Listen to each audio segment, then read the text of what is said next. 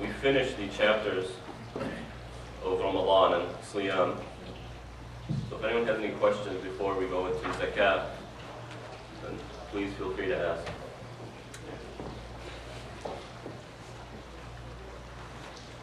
We good?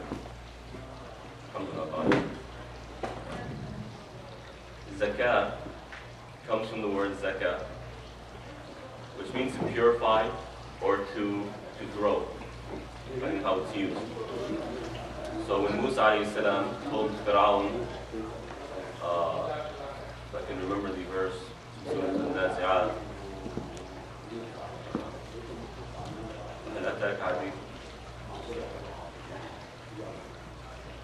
it's always very hard to remember a certain verse at the beginning of it.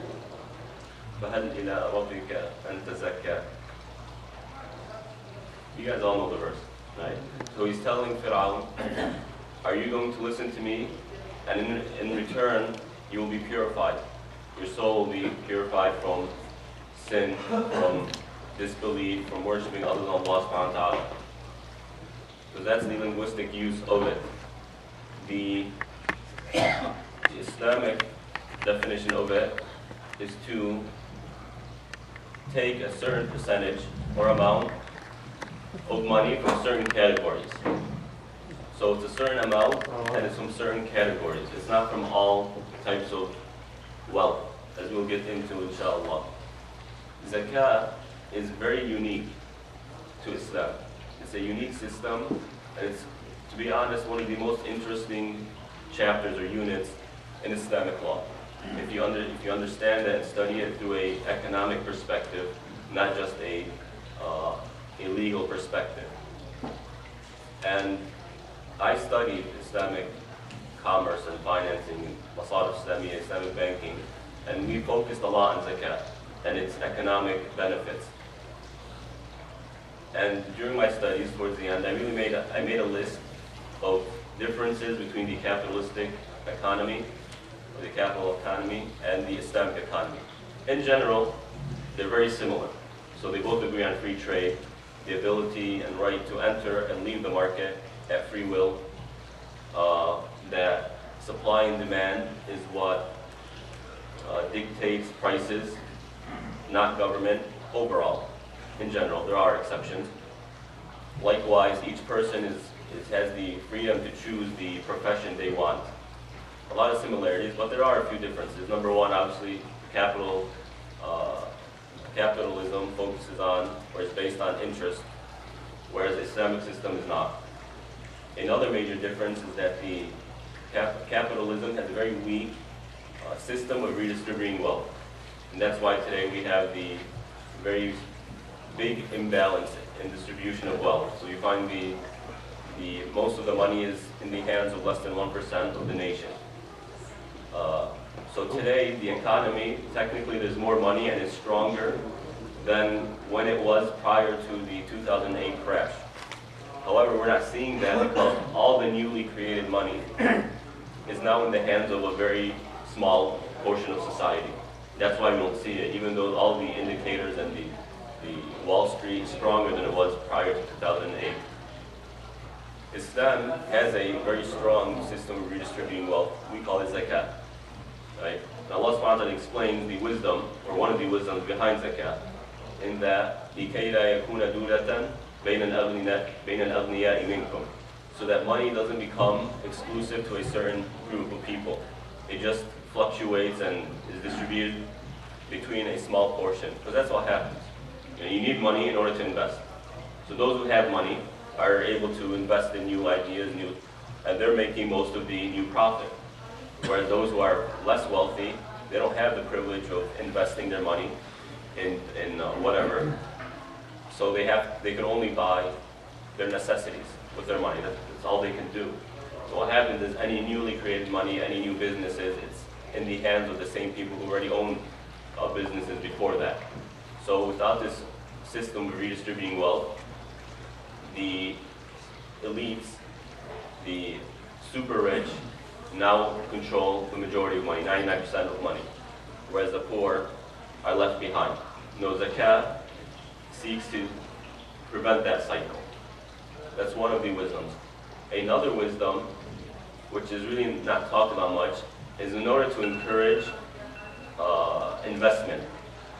Now, when there's interest-based banks, someone has millions of dollars, he puts his money in a savings account, and they're getting interest now, right? How much is interest today in banks?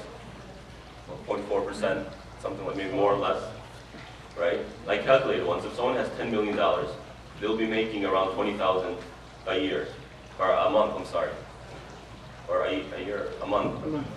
A month just on interest. Now if you make $20,000 a month, that alone makes you of the upper class.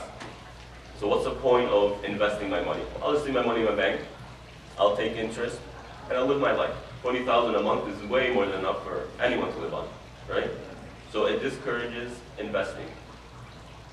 I can just take interest. Whereas in Islam, you don't have that option. Rather, on the contrary, if your money is sitting there, it's not being used, zakat starts taking from it.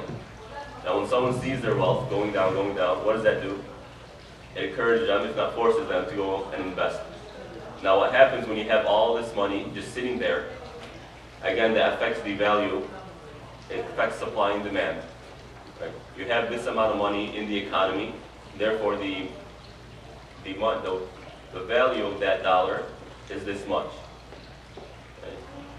So when you have all that money, it's not being circulated, the value of the dollar is somewhat less, but the amount of money is less as well, because it's just sitting there in banks. Zakat wants to break that by encouraging people to invest.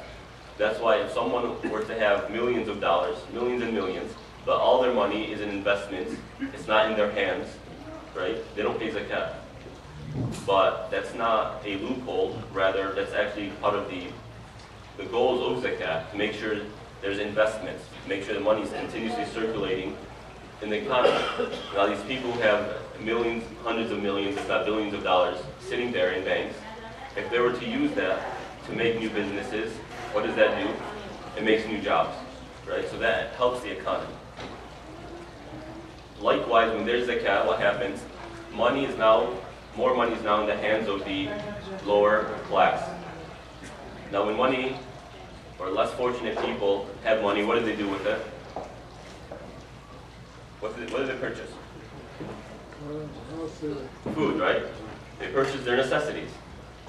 Now you have more people, more money in the lower class, more money they're spending on foods and necessities. What does that do to those products? Prices go up. It goes down, right? Because now there's more demand. More demand creates more supply, thus lowering the prices. Now imagine if the prices of produce and chicken and meat is half of what it is now. That's way better for the economy. Now what happens when, I'm sorry. No, if there's more demand, there's more supply as well. If there's more demand creates supply. Businesses are now going to produce more, right? So demand is created, businesses want to meet that demand, they create more supply, then it goes down, right? No, if the demand is higher and there's no supply doesn't meet that, obviously prices go up, right? So what happens is when money is only in the hands of the rich, what do the rich buy? The stocks, they buy, the luxuries of life, that big 80-inch TV projector or whatever, a few $1 million houses.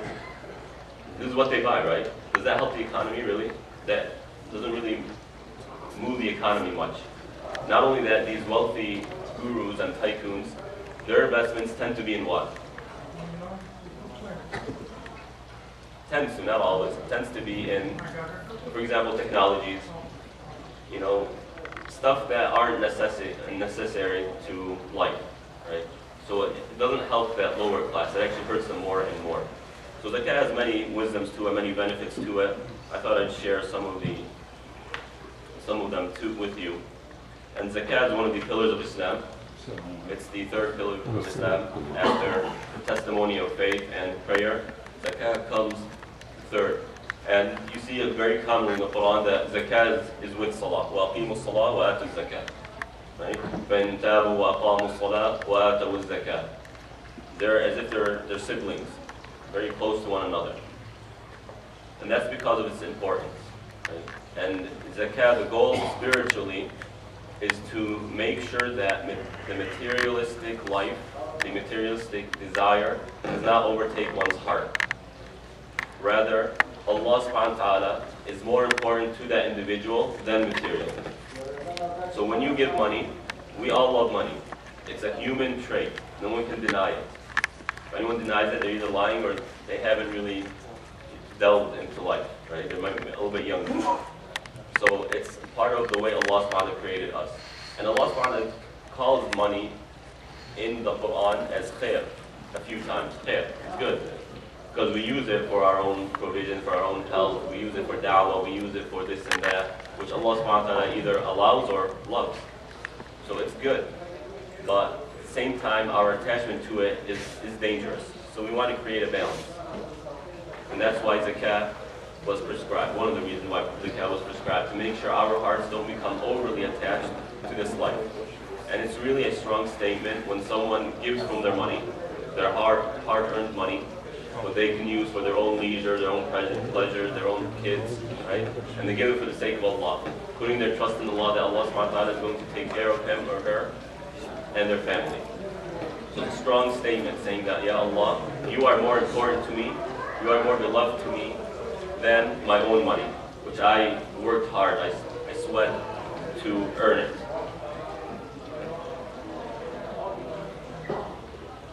Can someone close the door, please?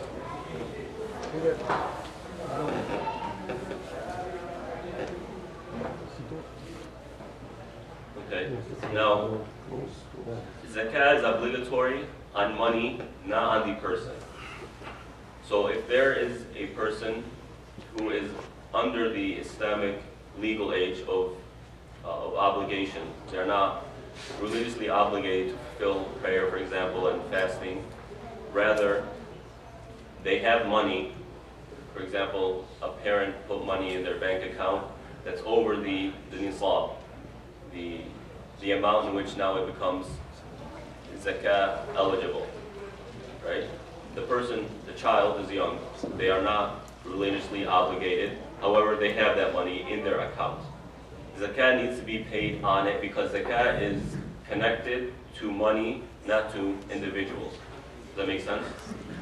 Zakah is connected to money, not individuals. So if there's an orphan, their parents left behind a large amount of money for that child, then whoever's taking care of that child, the guardian, needs to take from that money and give it as zakat. Okay?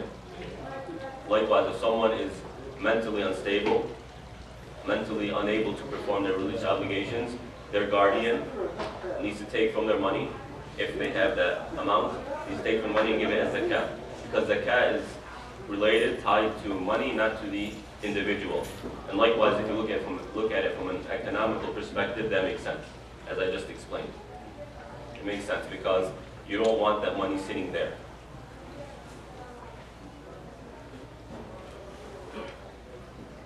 And as I said before, zakat is on certain categories of wealth, not on every single category of wealth, as we'll get to.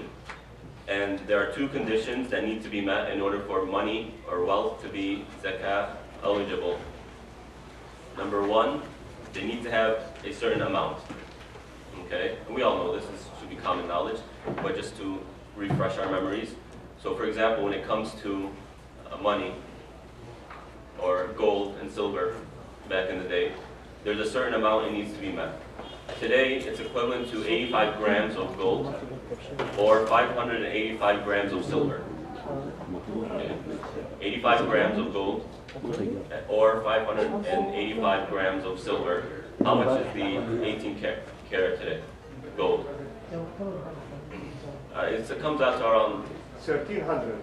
1,300. I've heard 27. The old carat gold is 1275 today. How much is that? 1275 an 24? ounce. An ounce.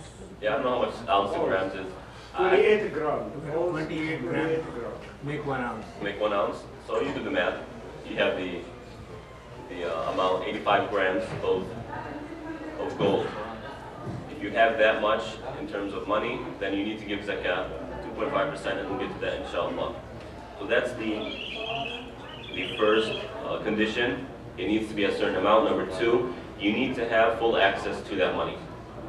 The money needs to be in your hands, meaning that you have the right to use it or to benefit from it. So for example, when I hear about 401ks, there seems like there are three types or three categories. Number one, that which you're able to take out at free will without any sort of penalty. Number two, that which you're able to take out at any time, there's a penalty. And number three, that which you're not allowed to take except after a certain age or a certain date, right? This is my very limited knowledge of 401k, because in Jordan we don't have that, so we never study that. I'm still trying to understand it. That's from what I heard so far, this is how it is. But assume any investment is like that. It doesn't have to be 401k. Any investment, part of it you can take it out without penalty at any time. Another category, you can take it out any time if there's a penalty. Not taxes, I'm talking about penalty from the actual investment company. And number three, that which you're not allowed to take out except after a certain age, like a retirement fund. Okay? So you need mulkan tamman. You need to have the ability to use it at free will. So that which you're unable to take out, to withdraw, except at a certain date, is not in your hand. You don't have the free will to use it and benefit from it. That which you do, right, you have the free will, such as the first category we're speaking of, that you have to give zakat on. However, that which is a retirement fund, you cannot take out except after a certain time. That's considered a loan that's postponed, a long-term loan, right? There is no zakat on that. And we'll get to more details inshallah. And number three, hawalan al-hawl, right? A year needs to pass by. So you have, let's just assume, theoretically speaking, I'm not saying this is the actual amount. Theoretically speaking, let's say that the nisab, the amount that needs to be met is $2,000. Theoretically speaking, right? I'm not saying this is the amount here, but assume that it's this amount, right? So you, on June 1st, 2017, you have $2,100 in your bank account. June 1st, 2018, you need to give zakah on it, so long as it has stayed above that 2,000 mark. Okay? You give the zakah on whatever you have. So let's say you have 2,500 by June 1st of 2018, you give zakat on the $2,500, not on the 2,100. Is that clear? What interest? I'm sorry? The interest isn't included. No, interest not included, because you need to give interest away. And for the cost. For interest, if your money is in a savings account, it's gaining interest, you need to take that interest and donate it. It's not part of your wealth. Does that make sense? Yeah. So therefore, it's not part of zakah as well. Okay. Now, let's say throughout that year, at one point in time, it went under that 2,000 mark. Okay, so let's say in December 1st, 2017, it went down to 1,500, right? And then in January 2018, it went back up. You start over from January. So if at any point in time it goes under that threshold, now it restarts once it goes back up. Is this clear? Okay. We have like 2 minutes. Are there any questions? The cash should be pretty straightforward. If the money is earmarked to finance another project, what will I'm sorry? if the money is earmarked to finance a certain project? Earmarked? I mean, put to finance. You have plans for it. Okay, so make me more familiar with the... You have the money Mhm. that is sitting and coming close to a year in the bank, but you want to use it, that money is just waiting for permitting and things like that, so that it will be used to finance a bigger project. Right, so long as you give it before the year mark, then there's no zakat on it. But if it passes that year mark, then you have to give zakat. Okay? The question was, I'm sorry, let me just, so the sisters did like hearing it. The question was, if someone is saving up or has the money saved for a project it's going through the permits and all the initial phases to start, right? They have it saved for that, they want to use it, and a year passes by, right? Do they have to give zakat? The year passes by, you need to give zakat. If a year didn't, even if it's one day before that year, and you give it to the investment, then you don't pay zakat on it. My question was, as far as the interest was concerned, is that that's not your money, but some people have money that they live on that interest. Then, yeah, it's not Islamically allowed. I'm sorry, Islamically, it's not allowed. to live on the interest on your money? What do you mean by live by off the Well, interest? basically, you pay your rent off of that money, you pay your Now, if there's a food, necessity, you know, it's kind of like investment.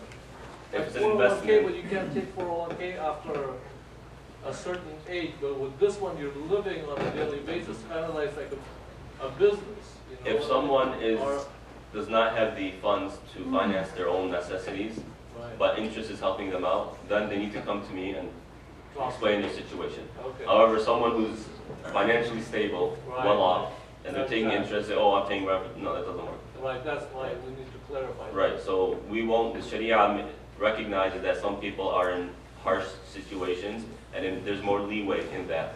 Right, we'll tell them find other options, but in the meantime, finance yourself, make sure you eat and live. Right. Right? If you don't take it, use that, you're gonna be kicked out of your house, then that's a necessity. But again, I won't give a general fatwa. You need to ask me personally, so I look at the situation. وصلى الله على نبينا محمد وعلى آله وصحبه أجمعين.